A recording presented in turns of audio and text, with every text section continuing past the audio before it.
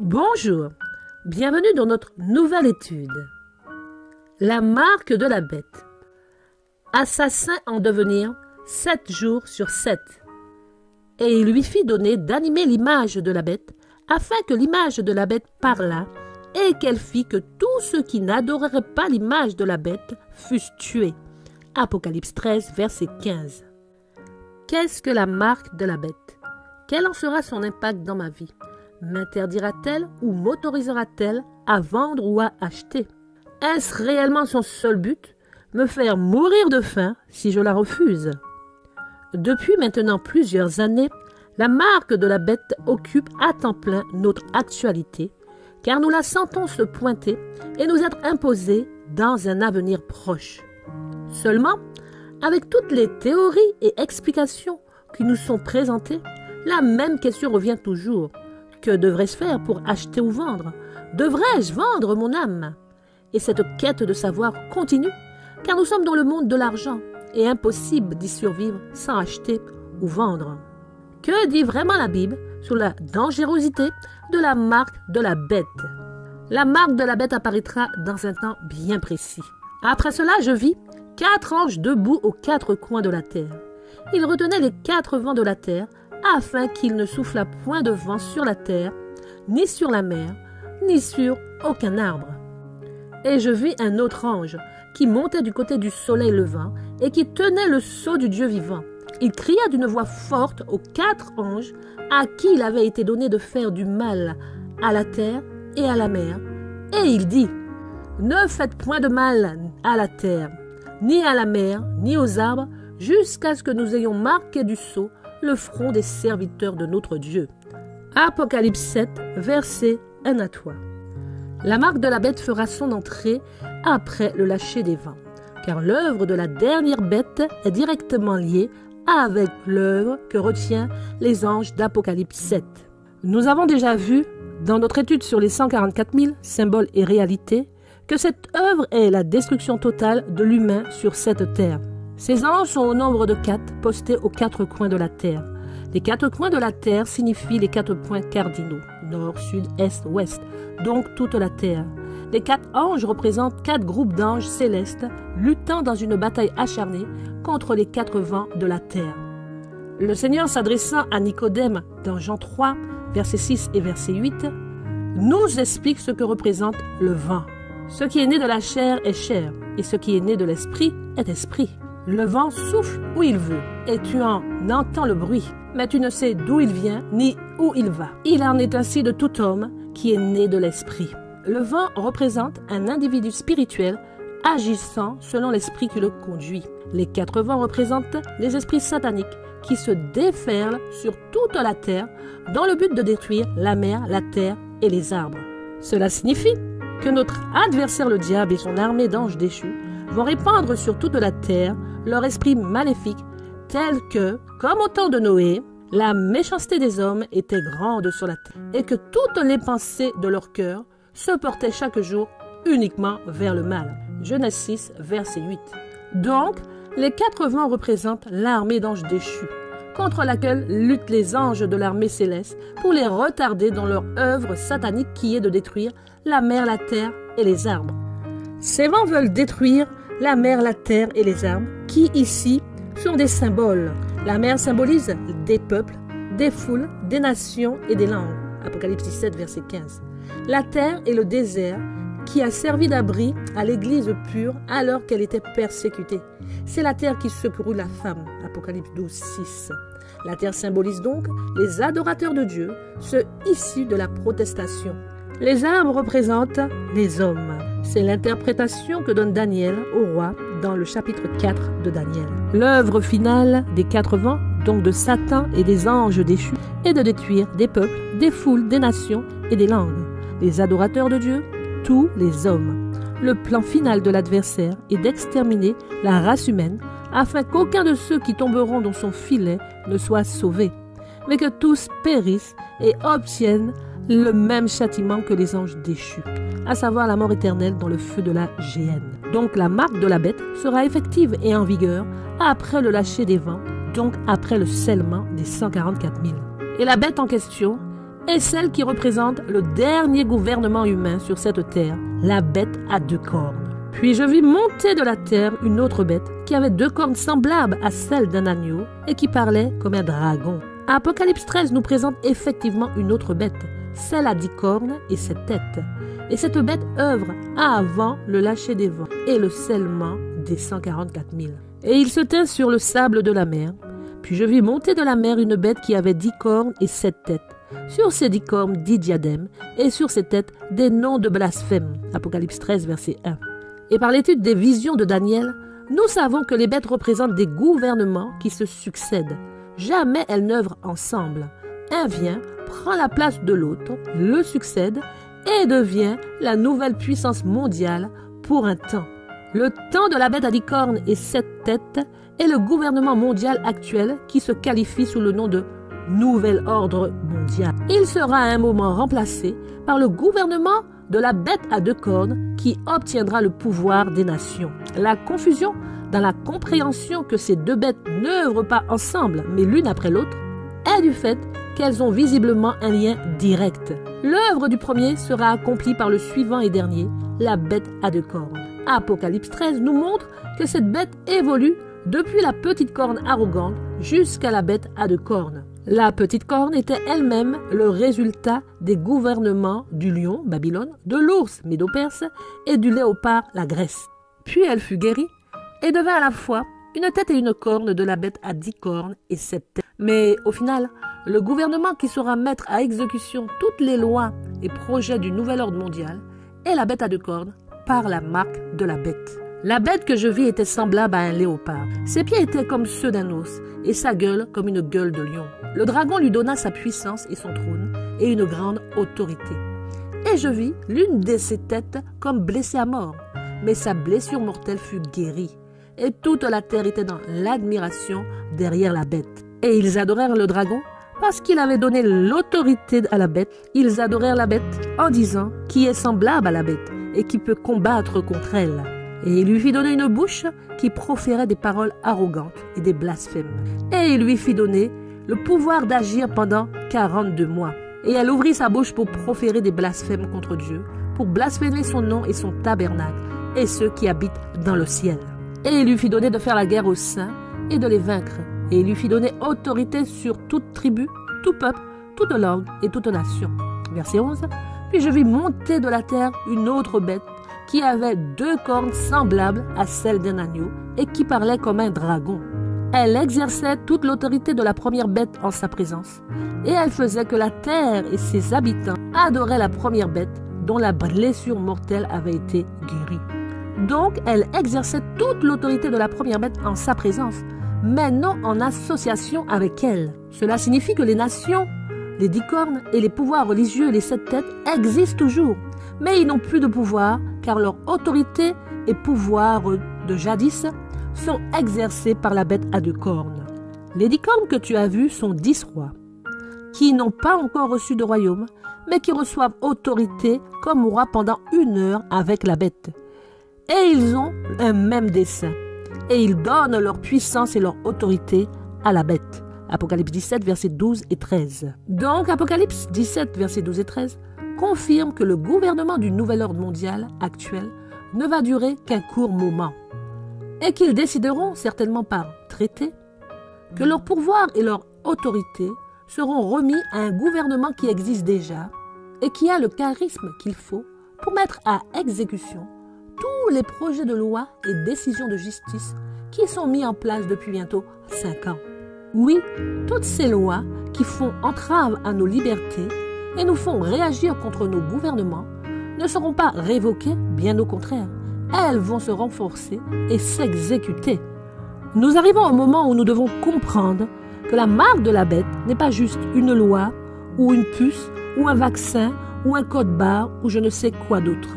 C'est une sorte de signature, un sceau qui sera posé sur toutes les lois en vigueur.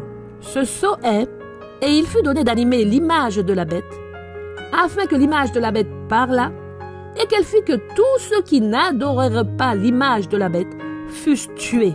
Apocalypse 13, verset 15. Nous savons par l'histoire de la petite corne, lorsqu'un gouvernement parle, c'est toujours contre Dieu et pour le malheur du peuple de Dieu. Le texte est clair.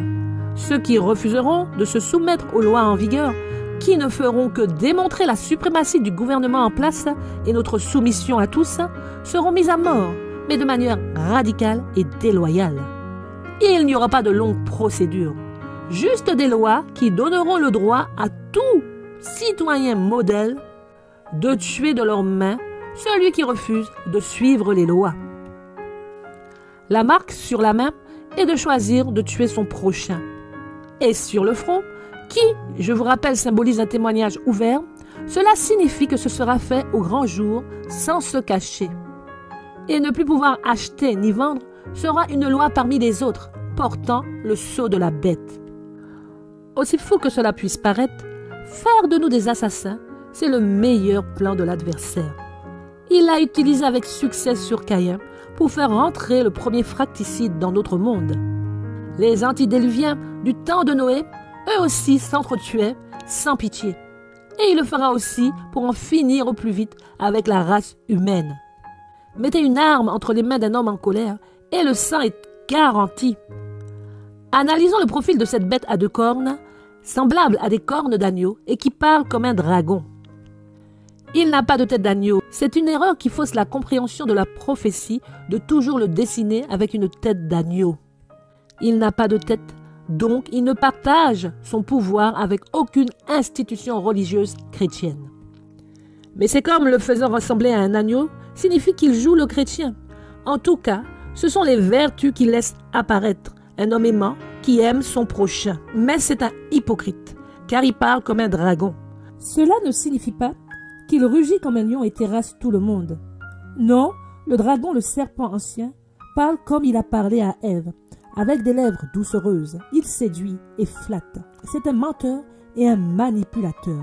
Il promet monts et merveilles et se fait passer pour un être puissant comme Dieu et usurpe le pouvoir du Christ. Lequel? Jésus s'étant approché, leur parla ainsi. « Tout pouvoir m'a été donné dans le ciel et sur la terre. » Matthieu 28, verset 18. Oui, en parlant comme le dragon, il convaincra qu'il a tout pouvoir et que tout lui est possible. Il aura un plan pour votre vie de famille, votre vie professionnelle, vos loisirs, votre vie religieuse, votre santé, votre sécurité civile et physique, la protection et survie de notre planète et encore tant de belles promesses. Des lois seront régies pour assurer chacune de ces promesses. Et ensuite, chacun prendra librement ses responsabilités pour faire respecter coûte que coûte toutes ces lois. Je rejoins mes frères qui pensent qu'il y aura une loi du dimanche pour régir notre vie religieuse. Et cette loi mettra en danger tous ceux qui gardent le sabbat de l'Éternel le 7e jour, le samedi. Mais elle ne sera pas elle seule la marque de la bête. Non, c'est une course contre la montre pour l'ennemi de nos âmes. Il faut éliminer au plus vite les hommes et les femmes de notre terre. Et ce n'est pas avec une seule loi qu'il y arrivera. Nous risquerons d'enfreindre des lois tous les jours. Mais pour comprendre pourquoi les restes de sa postérité, la femme, ceux qui gardent les commandements de Dieu et qui ont le témoignage de Jésus, seront effectivement au final la cible de ce dernier gouvernement, il faut s'intéresser sérieusement au sceau de Dieu, celui qui sera posé sur le front des serviteurs de Dieu, d'abord les 144 000, puis la grande foule qui ne peut être comptée. La marque de la bête est une action, celle de tuer. Quant au pouvoir de séduction et persuasion de la bête à 2 cornes, ainsi que tous ses prodiges, ils ne suffiront pas pour conduire qui que ce soit à être assassin contre sa volonté. La marque, le nom de la bête ou le nombre de son nom, est 666. C'est un nombre d'hommes. Cela signifie que ce n'est pas le chiffre parfait de Dieu, 7. Cet homme qui représente cette dernière bête n'est pas de Dieu. Il n'a rien de Dieu. Il est de la postérité du serpent. Le prince de ce monde vient et il n'a rien de moi. C'est une parole du Christ qui va prendre tout son sens dans le temps de cette dernière bête qui n'est rien d'autre que l'antéchrist. Une petite parenthèse, mes amis. Dans l'étude précédente sur les faux dieux, je vous mettais en garde contre 2 d'entre eux, en vous précisant qu'ils sont très nombreux. Parmi eux, il y a Baphomet, un démon à corps d'homme et une tête de bouc mis en avant par 2 grandes cornes, souvent entouré d'enfants. Ce démon à mœurs douteuses et dangereuses fascine la génération d'aujourd'hui et il est également vénéré dans les cultes sataniques qui se réunissent de manière régulière sans se cacher et recrute des adeptes comme n'importe quelle religion le ferait.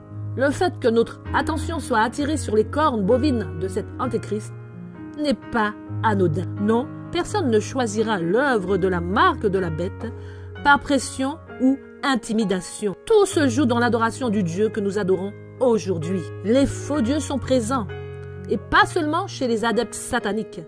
La Bible nous les révèle. Ils n'ont rien de Jésus. Le sceau de Dieu est à l'opposé de la marque de la bête. La bête nous invite à tuer.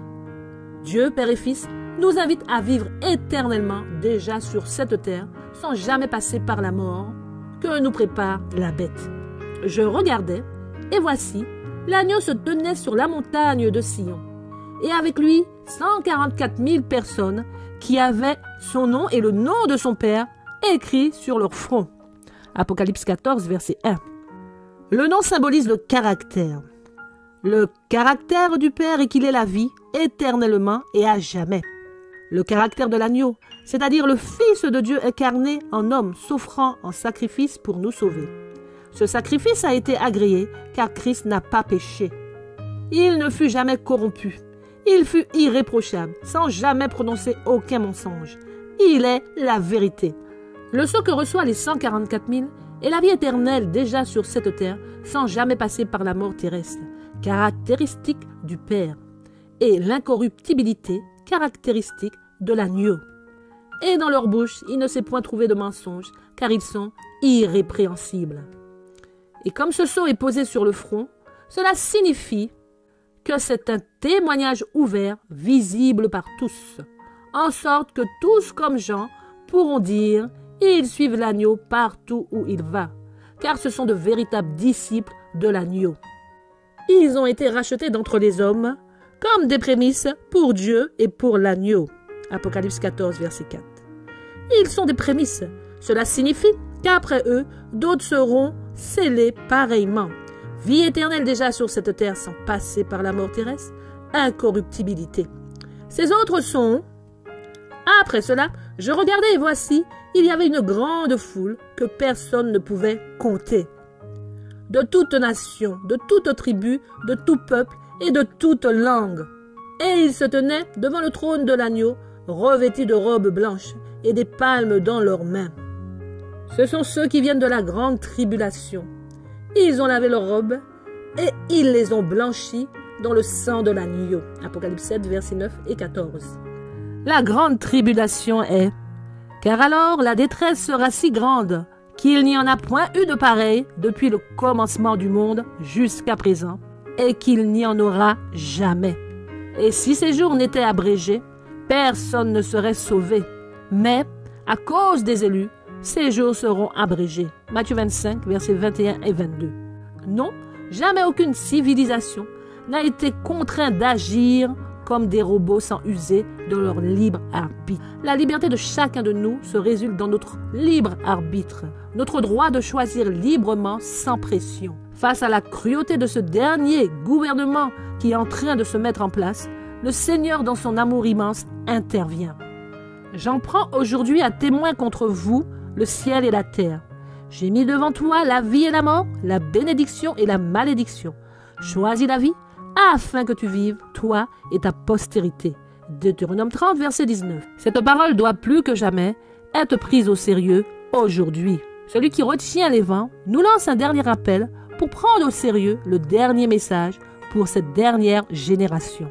Le message que nos pasteurs prêchent depuis 2000 ans n'est pas le dernier message pour cette terre. Dieu a tant aimé le monde qu'il a donné son Fils unique, afin que quiconque croit en lui ne périsse point, mais qu'il ait la vie éternelle. Dieu, en effet, n'a pas envoyé son Fils dans le monde pour qu'il juge le monde, mais que le monde soit sauvé par lui. Jean 3, versets 16 et 17. Amen. Seulement, les pasteurs et dirigeants de ces institutions religieuses insistent seulement sur le fait que nous devons vite nous faire baptiser et devenir membres de leur congrégation afin d'être sûrs d'être sauvés si la mort nous surprend. La bonne nouvelle du salut pour nous aujourd'hui n'est pas « prenez Christ car la mort vous guette à chaque instant ». Non, la bonne nouvelle est « prenez Christ pour ne pas mourir ». Pour cela, il faut juste suivre à la lettre le message pour notre temps présent. Sortez de Babylone. Message que personne ne semble vouloir prêcher et encore moins entendre. Apocalypse 18. Après cela, je vis descendre du ciel un autre ange qui avait une grande autorité, et la terre fut éclairée de sa gloire. Il cria d'une voix forte, disant, « Elle est tombée, Babylone la grande. Elle est devenue une habitation de démons, un repère de tout esprit impur, un repère de tout oiseau impur et odieux, parce que toutes les nations ont bu du vin de la fureur de son impudicité, et que les rois de la terre se sont livrés avec elle à l'impudicité, et que les marchands de la terre se sont enrichis par la puissance de son luxe. Et j'ai entendu du ciel une autre voix qui disait, « Sortez du milieu d'elle, mon peuple, afin que vous ne participiez point à ses péchés, et que vous n'ayez point part à ses fléaux. » Mes amis, qu'est-ce que le texte n'a pas dit pour que nous ne comprenions pas que Babylone la grande est devenue une habitation de démons, un repère de tout esprit impur, que tout ce qui nous attrait est déchu. Tomber 2 fois, sortir de Babylone n'est pas de passer d'un lieu à l'autre. Non, il faut laisser Christ transformer nos caractères à l'image de l'agneau. Nous devons obtenir ce caractère incorruptible et alors le nom du Père nous scellera. Le nom de l'agneau, incorruptible. Le nom du Père, éternité. Incorruptible pour avoir la force de ne plus prendre part au péché de Babylone. Éternité pour échapper aux fléaux qui vont être déversés sur Babylone. Oui, comme le Seigneur a préservé Israël de l'ange de la mort qu'il a envoyé pour détruire les premiers-nés du pays d'Égypte, il a choisi de sceller les élus pour le temps de la fin où son jugement s'abattra sur la terre. Apocalypse 18. Car ses péchés se sont accumulés jusqu'au ciel et Dieu s'est souvenu de ses iniquités. Payez-la comme elle a payé et rendez-lui au double selon ses œuvres. Dans la coupe où elle a versé, versez-lui au double. Autant elle s'est glorifiée et plongée dans le luxe, autant donne-lui de tourments et de deuil. Parce qu'elle dit en son cœur, « Je suis assise en reine, je ne suis point veuve, et je ne verrai point de deuil. » À cause de cela, en un même jour, ces fléaux arriveront, la mort, le deuil et la famine, et elle sera consumée par le feu. Car il est puissant, le Seigneur Dieu qui l'a jugé. Amen. Je vous invite à étudier de manière individuelle et personnelle votre Bible. Car vous ne trouverez ni dans les médias, ni dans les sermons d'église, cette chose unique que tout le monde essaye d'identifier comme la marque de la bête afin de l'éviter ou le contourner. La main est un symbole prophétique qui indique une œuvre, bonne ou mauvaise. La marque de la bête est une œuvre mauvaise, tuée. Nous voyons que les 144 000 n'ont pas de sceau sur la main. Cela signifie qu'une fois sortis de Babylone, nous n'avons plus aucune œuvre à faire. C'est l'agneau et le Père qui font tout le travail pour changer les caractères et les destinées. Les 144 000 et les élus n'ont qu'à suivre Jésus. Lui seul les conduira en sécurité, loin des fléaux de Dieu qui réduiront à néant la fin de l'histoire de notre monde et ses péchés. Vois, je mets aujourd'hui devant toi la vie et le bien, la mort et le mal. Deutéronome 30, verset 15. Ne craignez pas ceux qui tuent le corps et qui ne peuvent tuer l'âme. Craignez plutôt celui qui peut faire périr l'âme et le corps dans la géhenne. Matthieu 10, verset 28. Aujourd'hui, alors que nos cœurs craignent la marque de la bête, le Seigneur nous dit, Ésaïe 54, verset 17, « Toute âme forgée contre toi sera sans effet, et toute langue qui s'élèvera en justice contre toi, tu la condamneras. Tel est l'héritage des serviteurs de l'Éternel. Tel est le salut qui leur viendra de moi, dit l'Éternel. » Ésaïe 55. « Vous tous qui avez soif, venez aux eaux. Même celui qui n'a pas d'argent, venez, achetez et mangez. Venez acheter du vin et du lait, sans argent, sans rien payer. Pourquoi pesez-vous de l'argent pour ceux qui ne nourrissent pas? Pourquoi travaillez-vous pour ceux qui ne rassasient pas? Écoutez-moi donc, et vous mangerez ce qui est bon. Et votre âme se délectera de mets succulents. Prêtez l'oreille et venez à moi. Écoutez, et votre âme vivra. Je traiterai avec vous une alliance éternelle pour rendre durable mes faveurs envers David. Voici, Je l'ai établi comme témoin auprès des peuples, comme chef et dominateur des peuples. Voici, tu appelleras des nations que tu ne connais pas. Et les nations qui ne te connaissent pas accourront vers toi, à cause de l'Éternel ton Dieu, du Saint d'Israël, qui te glorifie. Cherchez l'Éternel pendant qu'il se trouve. Invoquez-le tandis qu'il est prêt. Que le méchant abandonne sa voie et l'homme d'iniquité ses pensées. Qu'il retourne à l'Éternel qui aura pitié de lui, à notre Dieu, qui ne se lasse pas de pardonner. Car mes pensées ne sont pas vos pensées, et vos voix ne sont pas mes voix, dit l'Éternel. Autant les cieux sont élevés au-dessus de la terre, autant mes voix sont élevées au-dessus de vos voix, et mes pensées au-dessus de vos pensées. Comme la pluie et la neige descendent des cieux, et n'y retournent pas sans avoir arrosé, fécondé la terre, et fait germer les plantes, sans avoir donné de la semence au semeur, et du pain à celui qui mange, ainsi en est-il de ma parole qui sort de ma bouche. Elle ne retourne point à moi sans effet, sans avoir exécuté ma volonté et accompli mes desseins. Oui, vous sortirez avec joie, et vous serez conduits en paix. Les montagnes et les collines éclateront d'allégresse devant vous, et tous les arbres de la campagne battront des mains. Au lieu de l'épine s'élèvera le cyprès, au lieu de la ronce croîtra le myrte. Et ce sera pour l'Éternel une gloire, un monument perpétuel, impérissable. Amen. Que Dieu, Père et Fils, vous garde et vous bénisse.